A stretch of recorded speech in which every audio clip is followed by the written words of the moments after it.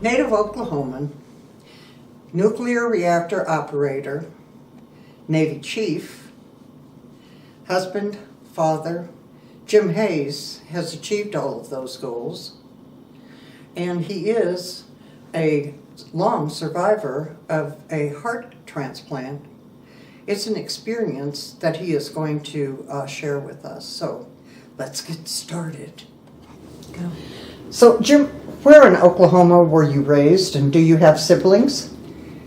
I was raised mostly in Oklahoma City, born in Shawnee, Oklahoma, and I am the only child. Okay. You attended OSU Tech That is correct. and UCO, but you received most of your professional education through the Navy. Is that correct? That is correct. So, talk about your military duties, your Navy training.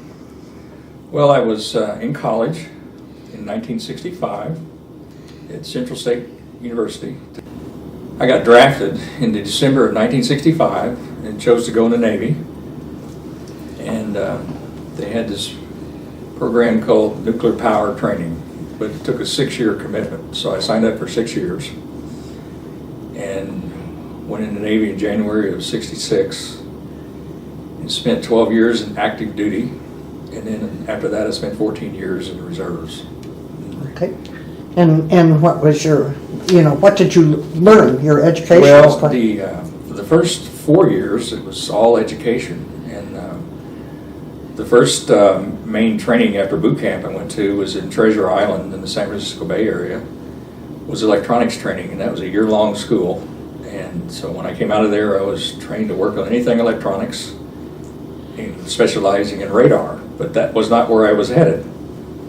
Where I was headed was to nuclear power school, which was a year-long training after I completed electronics training. And in the interim, I went to San Diego for about a year waiting to get into the school, and I served on a submarine repair ship, the USS Nereus. And then I was assigned to Idaho Falls, Idaho, to the nuclear power training unit there, and the first part of that training was in Mare Island Navy Shipyard, which is back in the San Francisco area.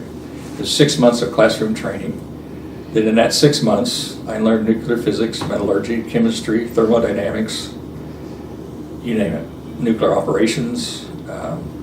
So I got a 4-year engineering degree in 6 months, very abbreviated. Very intense. And very intense. And 12 hours a day. All the studying had to be in the classroom area because most of it was classified information. And once I completed the classroom training, I went to Idaho Falls, and then I spent 6 months learning and qualifying on an operating nuclear power plant, which the one I learned on was not the one I served on later on, but it was a submarine nuclear power plant. And it was actually floating in a pool of water, like a hull, and out in the middle of the desert in Idaho. And then after that training was completed, I was assigned to the USS Nautilus, which was the very first nuclear-powered submarine. And this was in 1969 when I was assigned there, and the Nautilus was commissioned, I think, in 1955. I served 3 years on the Nautilus and qualified on there as a reactor operator, and then I became the leading division petty officer before I left there. And I really liked what I was doing. It's a very intense training all the time. And in the Navy, every time you go from one power plant to another, you totally requalify.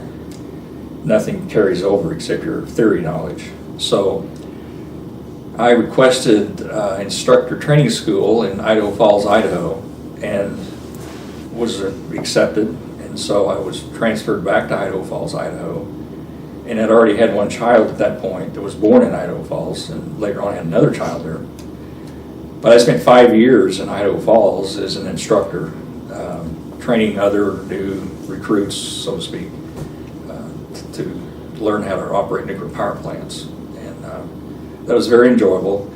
But near the end of that tour, I was kind of thinking about possibly getting out of the Navy. I had about 10 and a half years of Navy experience at that point.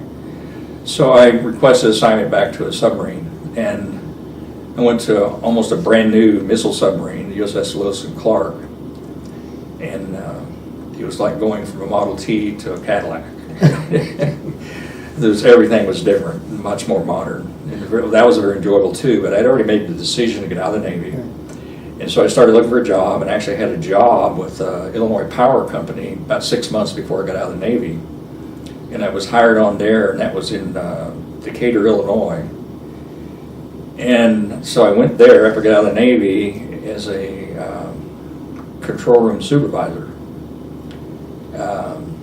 And so I spent 26 years there at that power plant. It was a hole in the ground when I got there. And when I left, I was assistant manager of operations. Very rewarding career. Mostly ex-Navy people. So were you doing much of the same kind of work that you were doing in the Navy? Very similar. It was power plant operations. I wasn't involved in training, although I went through a lot of training. And I qualified for a senior reactor operator's license, which is issued by the federal government, Nuclear Regulatory Commission. And that's a year-long training. Very intense written exams and oral exams and walkthroughs. So, and I was in nuclear operations, so like an airline pilot, we had to take simulator training and written exams every 6 weeks, just continuously, to keep up on our training. And we had a full simulator that looked just like the control room. You couldn't tell the difference when you walked in there. And so I really enjoyed that. And but I did have an opportunity to take an early retirement. Our power plant was bought out by a bigger company, and they offered early retirements to people, and I took it. So. And I think you were only, what, in your late 50s at that point? Mid-50s. Well, let me ask you a question about the submarines, too. Yeah. How did you like life aboard a submarine? Well, I kind of liked it, but it was different. I was young, in my late 20s, early 30s, and... You didn't mind being under the water all day? No, because I had so much responsibility. You didn't have time to think about it. Time to think about it, okay. Right. Well, you and wife Nancy had been married previously. How did you meet? How long ago, and when did you marry? Well, we've known each other since the 3rd grade. Went through grade school and high school together. We went to Old Classen here in Oklahoma City. Graduated from there, and we re-met at our 40th high school reunion. And I was the first one to send in the return receipt, whatever thing you call it. You were living in Oregon at the time? I was living in Oregon. I just recently retired, and my son was living in the Portland area. And so I came back to the 40th high school reunion, and we reacquainted and started conversing by email most of the time and phone calls. And I started coming back here every 2 weeks. And finally my son said, "Dad, you grew up in Oklahoma. Why don't you just move back there?" Yeah. And I did. And then that was in the fall, and we got married in the spring in April. And so we've been married. And what year was that? And that was in 2003. So this spring we'll be married 19 years. You have, between you have 5 children and 5 grandchildren. Do you get to see them very often? We do some. We have one son, Nancy's son, that lives here in Edmond. And then I have 2 children that live in Norman with grandkids, with 4 grandkids. The grandkids are getting older, and we don't get to see them as much. And they're getting into their own lives now. So. No, that happens.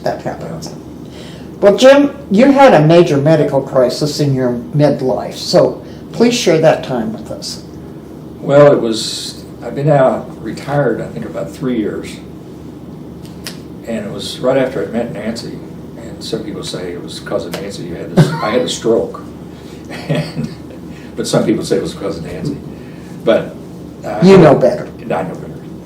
But I had a stroke, and in evaluating it, they determined I'd lost about 3/4 of my heart muscle, and I never had a symptom of a heart attack, and it occurred probably when I was still employed.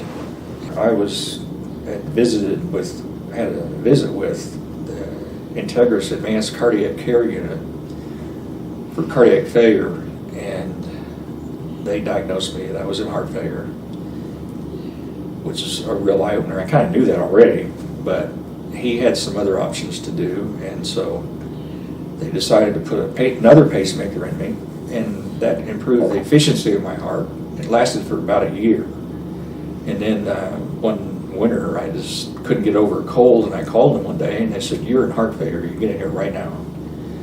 And so then they started working me up for a heart transplant, or what they call an LVAD. It's a left ventricular assist device, battery-powered pump that they put inside of you.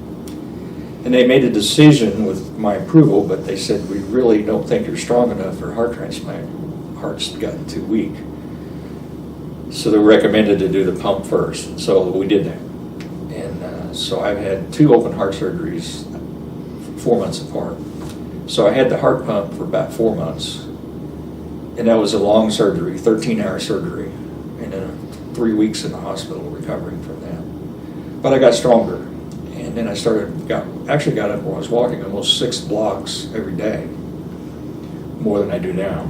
And I got pretty strong, and I would go down and visit with patients in the hospital, and become a passion with me at that point, because it was a gift at that point, the surgeon's gift to keep me alive.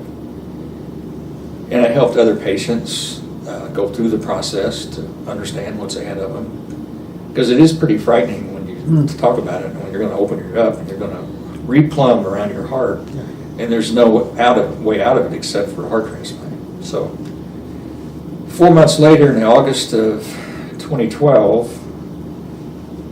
they put me on a heart transplant list, and I was on the list for 2 weeks. And a young man from Colorado, Boulder, Colorado, 20 years old, he was in excellent physical condition, was a mountain climber, and he was out rappelling down into a canyon for the evening by himself. He was pretty experienced, and his parents never heard from him, and he fell into the canyon. So they sent out the rescue teams the next morning. They found him, and he was brain dead. And that happened on Friday evening, and I got his heart on Monday. And he saved 4 other people's lives. So that was and you have met the family, I understand. Yes, we have twice. About 2 years after the transplant, they live in Boulder, and we were up in Boulder, that area, because Nancy has some siblings there. Excuse me. We were able to meet up with them, and we met at a restaurant, and I had never met them, neither one of us had, and we didn't have a picture of them. And so we were there first, and we had flowers. You know, what do you do for a person that's given you their son's heart? And so I brought flowers, and anyway, she walked me into the restaurant, and I knew it was her. I just knew it was. And she knew it was me, and she looked at me, and she says, "Jim," and I says, "Yes, Susan." And she grabbed me, and as my wife said, "You couldn't have separated us with the jaws of life." We just held each other. Well, that was quite several emotional, minutes. It was sure. very, very emotional. Oh, very emotional. And it's still hard for me to talk Yeah. without a dry eye. Well, I'd say you believe in miracles. I do. Well, for 3 years, you have had a special hobby. Would you explain what that is? Oh, yes. About 3 years ago, I was getting a haircut one day, and I noticed that this barbershop that hadn't been into it in a long time, he changed owners, and he had some magazines of radio-controlled airplanes. And I said, "Who's in this hobby?" And the owner says, "I am." And so I said, "That's something I kind of would like to get into." So I did. And I said, "I want to do it right." So I went to some meetings, joined some clubs, and got trained to be a pilot on a radio-controlled airplane. Some people can do that on their own, but I didn't want to go through a lot of crashed airplanes. I wanted to do it right from the beginning. And so it's been a very enjoyable hobby. It's a very close relationship with a lot of men, and there's a few women in it. It's not super expensive, but it's a little expensive. And it's just a lot of, it keeps my brain going together, and it requires a lot of eye-hand coordination to fly these airplanes in the sky. And I just really enjoy it. So, Well, are you building your own planes? I built a few, but I really like to fly them. That's really what I like to But do. you think sometimes they're some assembly required, Yes, or? some assembly required. It's usually just putting screws together, maybe a little glue.